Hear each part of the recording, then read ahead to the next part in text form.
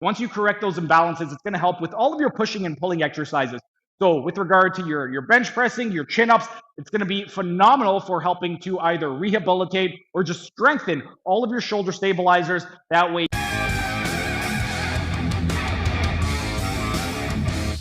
All right, that completes 30 sets, and we did 1,050 repetitions of pressing in 28 minutes. Now, I'm going to teach you guys how to perform a structural balance assessment using the remedial exercises that I taught you guys yesterday. With regard to all of these exercises, we're going to be using the biacromial bench press as our reference point. For the biacromial reference point, bench press, what you want to do is find out what your 1 repetition maximum is, and then using that 1 repetition maximum weight, we're going to use specific percentages to determine structural stability. Recap, first exercise is going to be the dumbbell external rotation, elbow on knee. Quickly recap the exercise. It's going to be great for strengthening the rotator cuff muscles and also the decelerators of the humerus. With regard to the rotator cuff muscles, specifically the supraspinatus, infraspinatus, and teres minor, since those are your lateral shoulder rotators.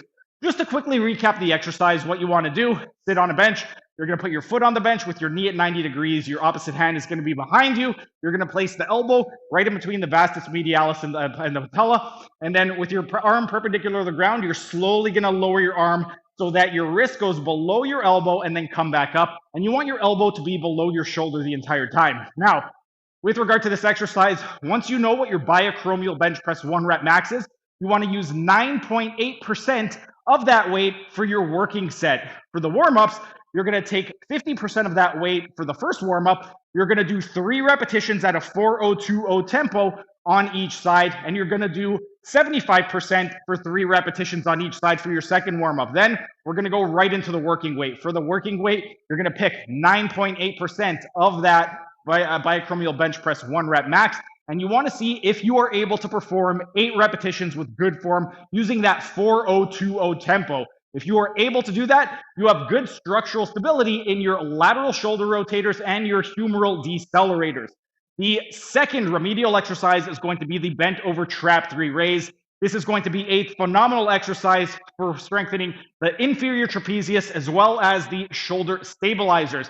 With regard to the exercise, quick recap. For this exercise, we want to use a bench. We're going to set it up between 60 to 75 degrees of inclination. We want to take the non-working forearm, place it on the bench. We're going to use a staggered stance. We want to place our forehead on our forearm. And then with our arm hanging down, we want to go into scapular retraction and depression. And on a 45-degree angle, we want to raise 15 degrees past the level of the midline of the body. So from the side, you should be able to see the ear. In terms of the percentages, we want to use 10.6% of the 1 repetition maximum biacromial bench press weight. So whatever your 1 rep max was on the biacromial bench press, 10.6% is going to be your working weight. For the warm-up sets, your first warm-up set, you want to use 50% of that weight, and you are going to perform 3 repetitions at a 4:0:20 tempo. So you're going to lift up for 2, come down for 4. You want to make sure that you maintain good form. You're going to blast through these, no rest in between sets. So you're going to do 3 repetitions on each side with 50%. Then you're going to do 75% of your working weight for another 3 repetitions on each side, following that same 4:0:20 tempo. And then for the working set, using 10.6% of your 1 rep max biacromial bench press weight, you want to see if you're able to perform 8 repetitions. If you can perform 8 repetitions while using perfect form, then you have good structural stability in your inferior trapezius and your shoulder stabilizers. The third exercise, the third remedial exercise, is going to be the Powell raise. Quick recap, the Powell raise is going to be terrific exercise for strengthening the scapular retractors. So muscles like your rhomboids major and minor and the middle fiber of your trapezius. With regard to this exercise, we are going to be using 10.6% of our 1 repetition maximum biacromial bench press weight as our working set. Quick recap on the actual exercise itself. For the exercise, you're going to be laying on your side on a bench. Your bottom leg, you want to hook it on the bench so you can be nice and stable. The bottom hand, you could rest it on the floor for extra stability. And then you want the arm outreached over your head so that your 2 knuckles are in line with the ear.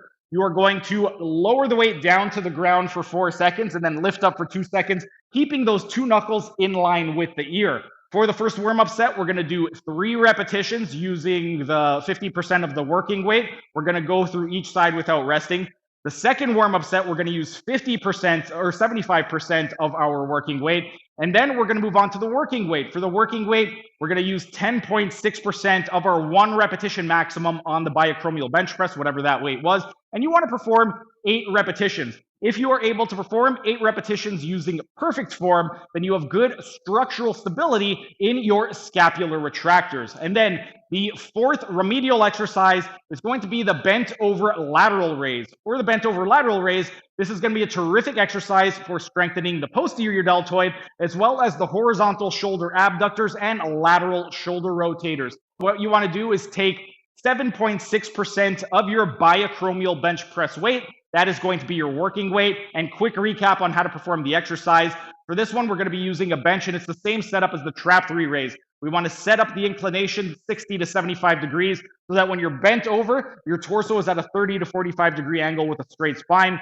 We want to take the non-working forearm, place it on the bench with a staggered stance, place the forehead on the forearm, and then you want your arm dangling by your side, and you want a slight bend in the elbow. The 2 knuckles should be in line with the ear, and then you're going to lift up so that your arm goes 15 degrees past the midline of the body. So from the side, you should be able to see your ears.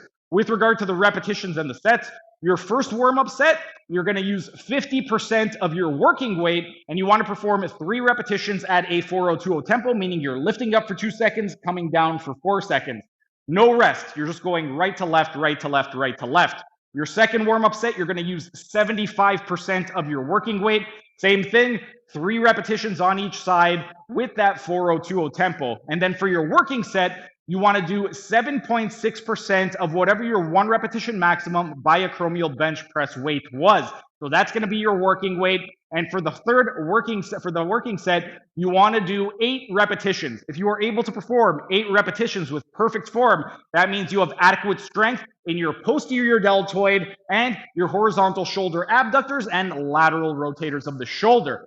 That is how we would perform the remedial exercises to determine if we have good structural stability in the scapular girdle. And now I'm going to teach you guys how we can incorporate the test results in order to design a nice program. Let's say you did the first warm-up set and you weren't able to get the 3 repetitions on the first warm-up set. That means you are incredibly weak in whatever that lift is. What you would want to do is pick 2 exercises of these remedial exercises, and you could do 2 sets as a warm-up at the beginning of the workout, and then finish off with 2 sets as a cool down at the end of your workout.